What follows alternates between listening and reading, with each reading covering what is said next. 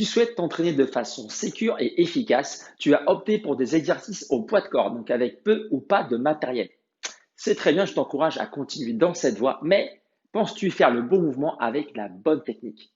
C'est justement le sujet que j'aborde dans ma série sur les incontournables, les exercices au poids de corps. On va s'ensemble tout de suite. Allez, c'est parti.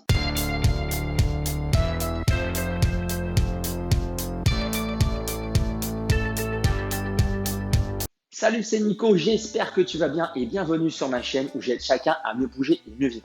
Alors aujourd'hui, on va voir ensemble un exercice qui cartonne dans les salles de sport sur le net, qui améliore grandement ta condition physique et demande en parallèle une très bonne technique d'exécution, à savoir le burpee.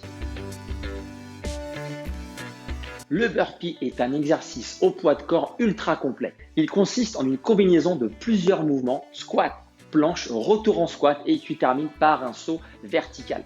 Il permet ainsi d'améliorer explosivité, agilité et capacité cardiovasculaire.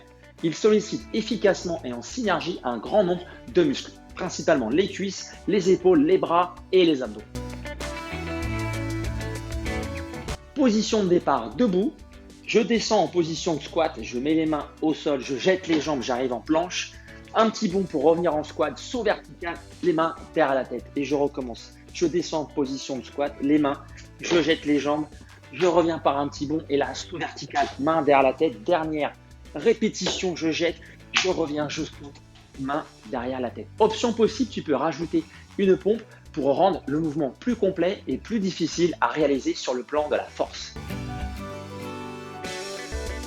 Première erreur à éviter, c'est vouloir commencer trop vite. Il faut penser à décomposer chaque étape. Le squat, la planche, je reviens en squat et je fais le saut vertical. Deuxième erreur à éviter, c'est négliger le squat lors de la descente. Je descends bien en squat et je pose les mains. Et non pas juste une flexion des hanches et je pose les mains. Troisième erreur à éviter, c'est lorsque tu jettes les jambes. Faire attention à ne pas creuser le dos. Donc je fais le squat, je jette les jambes et je finis comme ça. Attention au dos, donc il faut maintenir le gainage. Quatrième erreur à éviter, c'est quand tu es en planche, attention à ne pas avoir la tête dans les épaules. Donc il y a un gainage autour des hanches et un gainage autour des épaules, je fixe les épaules. Cinquième et dernière erreur, justement, ne pas perdre son gainage sur la totalité du mouvement pour optimiser et rendre le mouvement le plus efficace possible. Je te propose 3 formats possibles. Première solution, un circuit full body, donc le corps entier. Tu fais 3 exercices, un pour pousser les pompes, l'autre pour tirer le body row et le troisième, les burpees. Sur 10 minutes, en boucle, tu enchaînes entre 5 et 10 répétitions de chaque mouvement. Deuxième possibilité, tu l'enchaînes sur un circuit bas du corps avec son petit camarade de classe pour équilibrer face avant, face arrière au niveau des muscles, burpee et le hip thrust, le relevé de bassin qui sollicite principalement les fessiers et l'arrière des cuisses.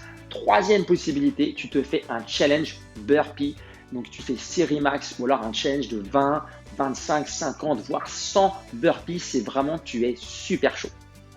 Et voilà, tu as toutes les cartes entre les mains pour bien exécuter l'exercice du burpee.